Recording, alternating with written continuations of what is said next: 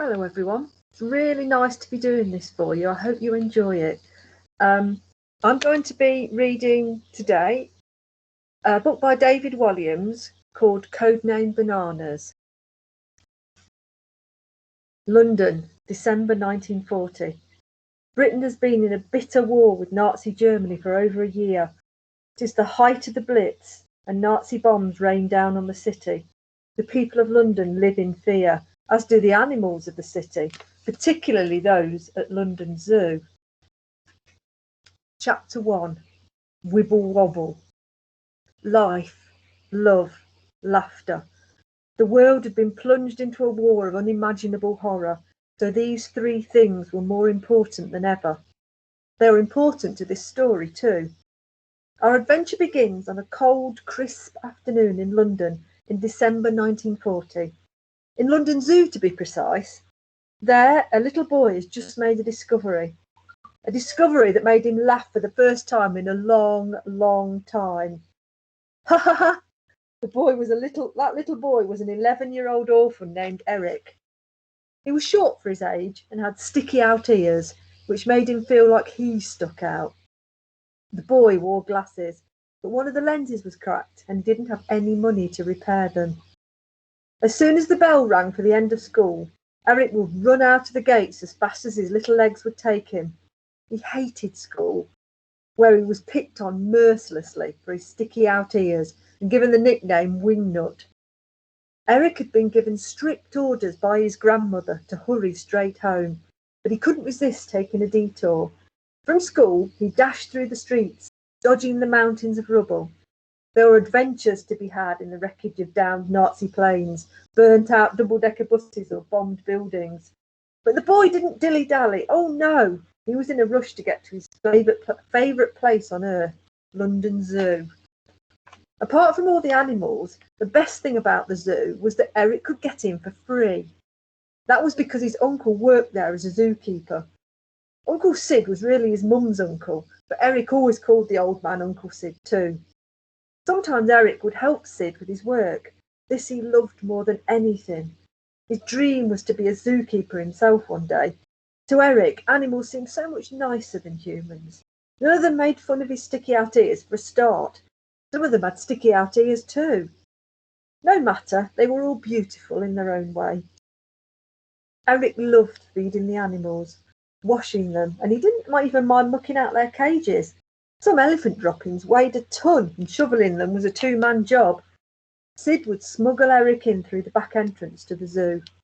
That way, he wouldn't have to pay for the entrance fee of 6pence, a small fortune for a small boy. Eric didn't have a penny to his name, let alone 6. So, at 4 o'clock on the dot each day, Eric would arrive at the staff gate. In what resembled a military operation, he would remain out of sight and knock 3 times. Then he would wait in silence until he heard a "Twit-to-woo." This was his great uncle, imitating the call of an owl. This meant the coast was clear. The next thing the boy would hear was the old man approaching. Sid had tin legs. His real ones had been blown off in the First World War. Whenever he walked, there was a sound of clinking, clanking, and clunking. "Password," the old man would hiss, hiding on the other side of the gate. "Wibble wobble," the boy would reply. Sid chuckled as he opened the gate. In you come. The password was different every day. The boy would invent a new one each time to make his great uncle laugh. Some of his favourites were monkey nuts, king pong, ants in your pants, hippopotamus, jelly bodden, thinky foo far, and Sir Humphrey handbag. Thanks, Uncle Sid. How was your day today? Asked the old man. There was a strong family resemblance. Sid was short and had sticky out ears too. However, he also had big bushy eyebrows and an even bushier beard, so that was where the family resemblance ended. Because of his tin legs, the old man was unsteady on his feet, which were also made of tin. Sid looked like he was going to topple over any moment. "I hate it," huffed the boy. "I don't know why I bother asking. The kids picked on me about my ears." "Your ears look perfectly normal to me," said the old man, as he waggled his own sticky out ears with his hands to make the boy laugh. "Don't let the bullies get you down. It's what's in here that counts," said Sid, clutching his heart. You are a smashing boy. Don't ever forget that. I'll try not to. Don't you have any friends at school? Not really, replied the boy sorrowfully. Well, I know all the animals here are your friends. They love you as much as you love them. The boy hugged the old man, nestling his head in Sid's big round tummy. Whoa! Exclaimed Sid, flapping his arms around as if he were a penguin trying to take off. Sorry, I forgot about the tin legs. Don't worry, you'll be able to sell me off as scrap metal when I'm gone, he joked. The boy smiled. You're funny. There may be a war on, but you have to keep smiling and laughing, or what else are we fighting for? I'd never thought of it like that, pondered the boy. You are right, Uncle Sid. Do you need a hand with anything today? Oh, you're a good boy, but I've done all the mucking out, so go and enjoy yourself. Thanks, said Sid. I always do. I know the animals will be pleased to see you after last night. The boy immediately knew what he meant. Last night had been the worst bombing raid by the Nazi Air Force, or Luftwaffe, in London since the war had begun. As soon as the air raid warning went off, I woke Granny up. She doesn't hear too good. I know, she's as deaf as a post, said Sid. And even though I was still in my pyjamas and Granny was in her nightdress, we went to Blackfriars Tube. We slept the night down in the station with hundreds of others, right there on the platform. How was it? Asked the old man. Noisy, I bet. And smelly. Not the best night's sleep I've ever had.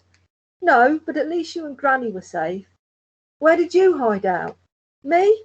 The air raid warden ordered me to run for shelter, but I came straight here to the zoo. I had to be here to take care of the animals, try to keep them calm. The boy winced at the thought of them all suffering. How were they? I did my best, but the bombs just kept on coming. I'm afraid to say your friend took it hardest. She can't bear the noise of bombs. Frightened out of her wits she was. The boy gulped with fear. I'd better go and see her right away. You do that. I know you always cheer her up like no one else can. The old man ruffled the boy's hair. Eric ran off in search of his friend. To Eric, London Zoo was a wonderland. He'd never been outside London in his life, but here was just a few acres of a city with the most magical creatures from all over the world. But there was one animal in particular that Eric loved more than any other, the gorilla. Her name was Gertrude the gorilla. The funny thing about Gertrude was that she was so human and not human all at once. Thick black hair covered her entire body like a giant fur coat. Her head was enormous, with a bulging forehead as long as her face. Two unusually large ears stuck out at the side of the gorilla's head, just above her eyes. Gorillas normally have tiny ears, but not Gertrude. Perhaps that's why the boy felt a special connection to her. Or perhaps it was her warm ginger eyes that flashed with kindness.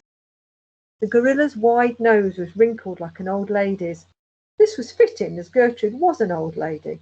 She was 50, positively ancient for a gorilla, but the thought that she was some sweet old dear would be gone the moment she opened her mouth. Fangs.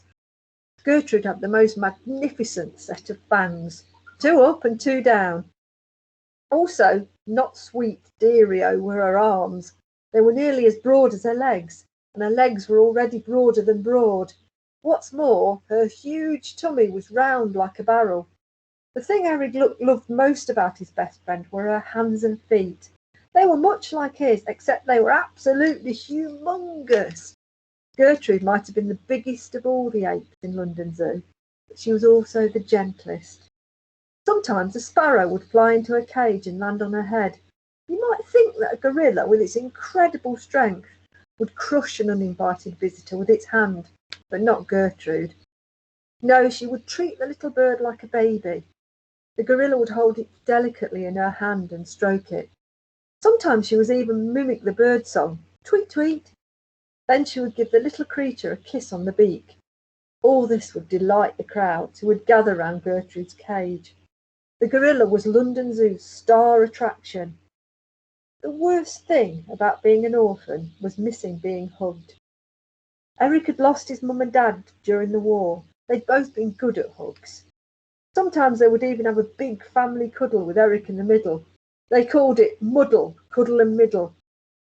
The boy loved those muddles, but most of all, Feeling the love and warmth of both his parents made him feel safe. Now the war had torn them away from him forever. Eric knew he would never have that feeling again.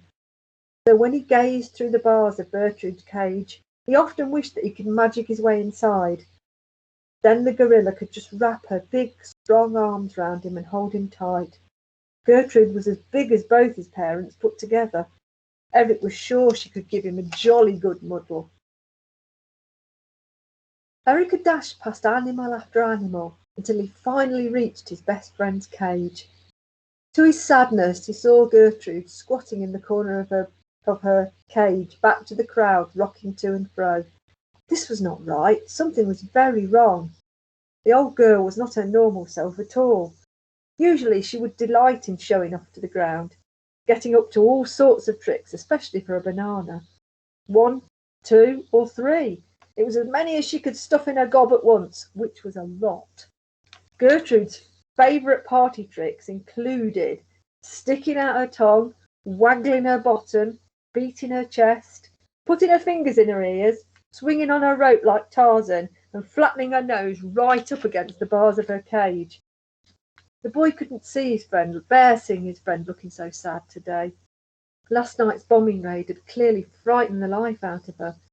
The crowds gathered around her cage were muttering and moaning. "I paid good money for this. Fat lot of good that gorilla is. What a waste of time." Eric couldn't get through all the people, so he climbed up on top of a bench and shouted, "Gertrude!" The moment the gorilla heard her friend's voice, she stopped rocking and stood up. Then she leaped onto her rope and shimmied up with ease, using her hands and feet. Once at the top, she spotted the boy over the sea of heads. She cried out on seeing Eric. Despite it being ear-splittingly loud, you could tell it was a happy cry.